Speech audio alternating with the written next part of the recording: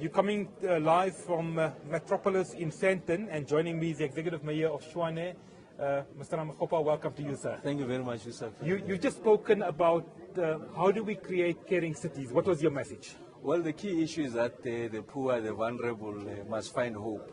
And we're really creating that hope, one, by extending services, but two, making sure that we reorientate the spatial configuration of cities so that the poor are located closer to centers of economic production, issues around access, issues around space, public transport that is efficient, reliable, and affordable, and making sure that they are able to participate meaningfully in the mainstream economy of cities. So really that's the essence of the message we're conveying to our peers from all over the world. And what are we learning from them? Well, we are beginning to have a sense that, in fact, the problems are almost the same. The rapid urbanization, and really about the global south, is that urbanization is far outstripping the pace of urbanization that happened in the global north. And the challenges are different here. One is that the scale of the resource envelope is such that it's very difficult for us to extinguish the backlogs that are there.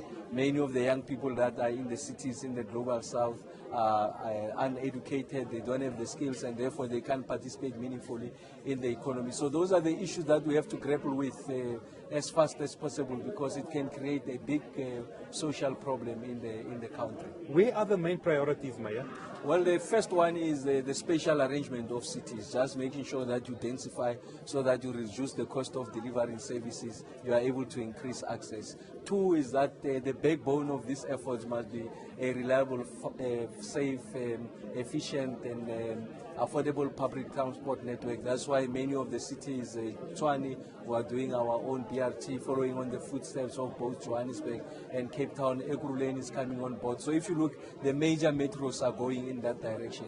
The third aspect is to make sure that there's what we call people have got access to space. So you design cities not for transport, but for making sure that there's mobility. So issues around cycle paths, walkways are going to become a key feature of the work that we are doing going forward. Tshwane being the capital city of South Africa, your dream of making it the leading capital city of Africa and the world. Yes. Are you making progress? Well, we are making progress. I mean, the first thing is about, you can see we are now lifting, re-energizing the inner city of Tshwane, making an investment of about 14 billion, which will be launching in the next week. And the United Nations headquarters will be coming there. We are revamping so that they were able to live to our claim that they were a leading African capital city. You know, we've got the most number of diplomatic missions in the city, investment in the public transport network, extending the delivery of basic services to our people so that in the next 5 years, everyone has got access to these services, growing the economy, making sure that private sector is a meaningful player in the growth of our economy. So we are confident about the future. And what do you think lastly is going to come out from the conference, Metropolis?